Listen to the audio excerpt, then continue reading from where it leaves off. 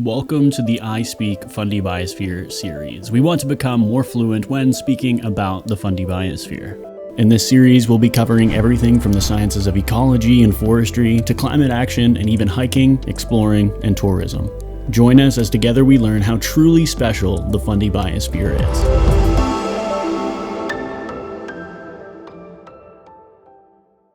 Welcome to the Fundy Biosphere I Speak series. I am Ben Cummings, and today I have Alaina Lockhart with me. Alaina, how are you doing? I am great, Ben. So for people listening or watching, why don't you just introduce yourself and give a little bit of your background? Sure. So I am what I would kind of classify as a serial entrepreneur to begin with. My husband and I have had several businesses over the years. I have also been known to be involved in politics as well and served as a member of parliament for the Fundy Royal area, which I always loved that riding because it is basically the biosphere. It is from St. Martin's to Alma to Sussex, that whole area. And just actually, I always considered it the most beautiful riding in Canada. Had a little competition with that, but I think we rank right up there. While I was serving, I had the opportunity to serve as a parliamentary secretary for a small business and tourism, and in that role helped to develop the Canada's tourism strategy. So, using my own backyard as the basis of that conversation, as we built that for the country, was really interesting. So now I'm working alongside my husband in our brewery in Sussex, it's Sussex Ale Works, and always have my finger on the pulse of what's going on. Yeah, some people may have seen my misadventures or my adventures to Sussex to meet with either John at Outdoor Elements or to see you guys at Sussex Ale Works. And it's awesome that, sometimes I take it as an excuse just to drink some local beer. Right. So New Brunswick has historically, and I think even growing up, I was sort of taught this absentmindedly, and it's not a good thing, but that New Brunswick was a pass-through province, that it's something that people want to go to Nova Scotia or vice versa. They want to go to Quebec. So why, and I know it, but I want to hear it from you, why is New Brunswick so beautiful? Why specifically the biosphere? Right. Well, it's not by accident that New Brunswick was always considered the drive-through province. If you look historically, some of the major trade routes between Quebec and Nova Scotia and Halifax were always through New Brunswick. So, that's something we're going to take a few generations to overcome. But I think more and more people are realizing that there's a whole lot more to New Brunswick. And the Fundy Biosphere is a perfect example of that. The biosphere itself is so diverse. And I think that's what is so amazing about New Brunswick is that you have this opportunity, whether you want to be on a rugged cliffside or a sandy beach or forest bathing or hanging out and doing a farm to table experience, like we have it all. And what was always really exciting to me about, talking about New Brunswick as a destination, is that it's not about creating anything different than what we already have. It's what is interesting is our natural environment, but also the businesses, the organizations, the people, all of those things that just are organically here are fascinating to people. And so the Fundy Biosphere itself, I always found the 50 Amazing Places a great little, like, what are we going to do today? Well, pick one, right? They're because they are all truly amazing. Depending on how adventurous you are, some of them are really easy and some of them are a little more challenging. Do you have a favorite one of the amazing places so far? Well, I don't know. You know what I love about the Amazing Places is that often I stumble upon them. I'm like, oh, look, here we are. It's another one. One of my kind of favorite adventures, though, is Jen and I and my daughter and Paul went on a hike one day because they took me to Lockhart Lake, which is one of the lesser known amazing places, but really interesting that it is a saltwater landlocked lake, and just exploring around there. The fact that it was Lockhart Lake was extra special. But and my most recent one was in Herring Cove in Fundy National Park. Is that right, Herring Cove? Yes, Heron I think Cove so, in yeah. Fundy National Park. Yeah. So it was a Sunday afternoon. We decided to go for a little drive and said, you know what, it's a beautiful day. Let's get out, and found ourselves at this beautiful spot. And, that's the thing about Fundy. You can always be exploring and there's always something new. And lo and behold, it was one of the 50 amazing places.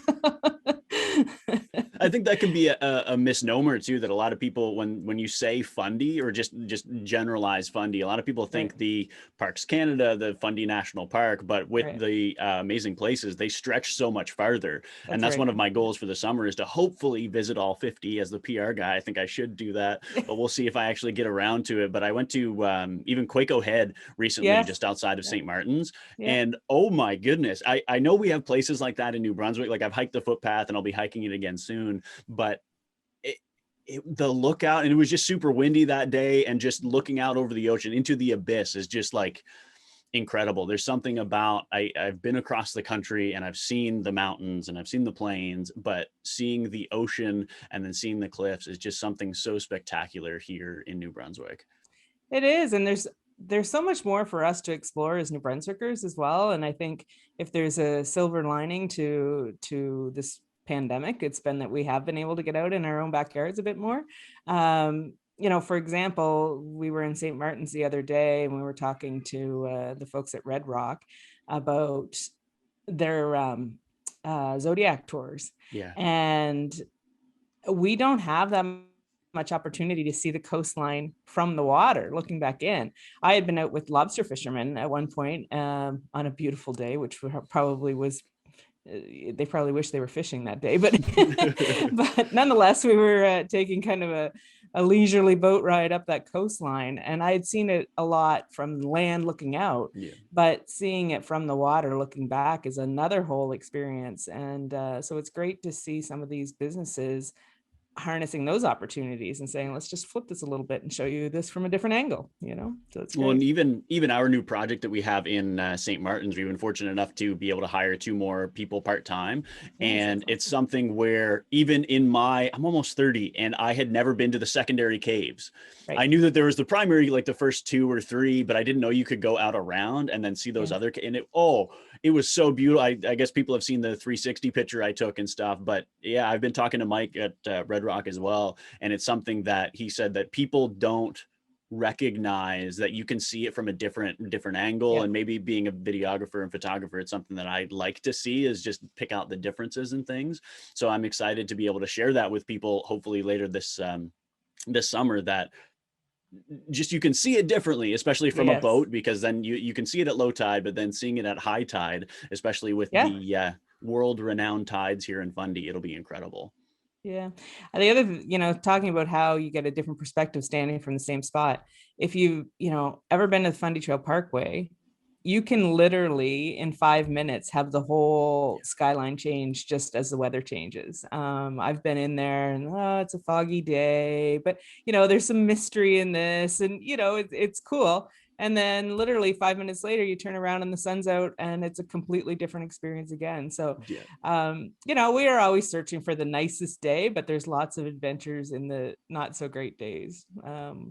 Even last night I was driving back. I was in Albert County last night and driving home around dusk, and there was a lot of clouds in the sky. And as a photographer, videographer, that clouds actually are what make Yeah. great pictures. And it's kind of a standing joke in our house that I often scream, "Stop the car!" because there's some image that I see that I want to catch. So last night I was by myself and stopped the car many times. It That's was all right. great. Yeah. I Yeah. enjoy, that's something that I've learned over the years, that you got to take your time or leave like 20 minutes or a half hour early, just so you have the opportunity. Like if you see last night I saw a fox near my house, and people who've been on the page for a while on our Facebook page may have seen my Fundy fox that I Yeah. saw this in January, February, that I saw there. And I saw one last night and I was so excited because it's something that you don't really see all the time. And I think Right. that's something too with New Brunswick and the Fundy Biosphere, is that it's not only the landscapes and everything, it's the animals and the plants that you can see that are really cool. Well, yeah, last night I didn't catch a picture because I hit the brakes too fast and my phone went flying, but Oh, no. there was there was a moose and a baby, the mother and Wow. baby, just still on the road in Fundy. And when you're driving in this area, you need to be careful for that. And Yeah. around dusk, have your eyes peeled, kind of thing. And but yeah, they were just there, and even in the split second that I caught them, I might not have caught it on camera, but it was pretty neat. Oh yeah, Just it's still beautiful. cool to be able Yeah. to see. Recently, I saw a bear around my place, and I had never seen a bear before. And then last night, I saw a porcupine too, which my girlfriend had never seen before. So I was like, okay, I'll go take pictures of those guys. But so with a lot of people probably staycationing again this year. Last year was kind of a mess, and I think this year, Mm. with things opening up a little bit, people will be venturing out and hopefully staycationing in New Brunswick to help boost our tourism. What have you seen as some of like the struggles in advertising tourism in New Brunswick? Well, I mean, this last year has obviously been a challenge, right? Yeah, And a lot of businesses are operating on a day by day basis and waiting to see what happens. So it is really challenging to know what to promote at this point. However, I have to say, in the business that I talk to, a lot of them are so thankful for that local support, like you say, the staycations. In fact, I've heard people say, listen, if people shop local like this all the time, we would all have prosperous businesses, because it yeah, really does make a difference knowing that we didn't have that many visitors outside of New Brunswick, and that people stayed and not just took a drive, maybe took an opportunity to stay all night, with a hotel, or add in an extra dinner or what have you. yeah, It makes a difference, and we all become better ambassadors for it as well. And I think, if you're going to talk about a challenge, that is one of our challenges as New Brunswick, is that sometimes we aren't as enthusiastic about our province and what we have to experience here as we could be. yeah. If you imagine all New Brunswickers going out in the world and talking to people about the exciting things that are in their communities, or beyond, that goes a long way. And I can tell you that we do have world-class offerings here. Yeah. Nothing made me any prouder than to be sitting in the offices at Destination Canada, and they showed me their new advertising, and they maybe they did it on purpose, but they led with scenes from New Brunswick. Wow. And that's when I really had the confidence that, what, we're there. I think as New Brunswickers, we often think we've got more work to do. We're not quite, we are there as a destination, and we can always continue to improve, but we need to have that confidence to share. We live in such a beautiful place, and even just the short amount of time that I've been with the Fundy Biosphere and the stuff I've been able to share on my Facebook page, Instagram, or even the Fundy Biosphere stuff, people have commented or even messaged me and said that they had no idea that places like this existed in New Brunswick. They lived here their entire life, but they had no idea. So it's such a beautiful place to be able to live, to stay, and to continue to explore. Well, and I mean, the other thing that we don't really acknowledge is that the UNESCO Biosphere designation in itself is a huge international draw. Yeah. That they are around the world. People travel to them specifically.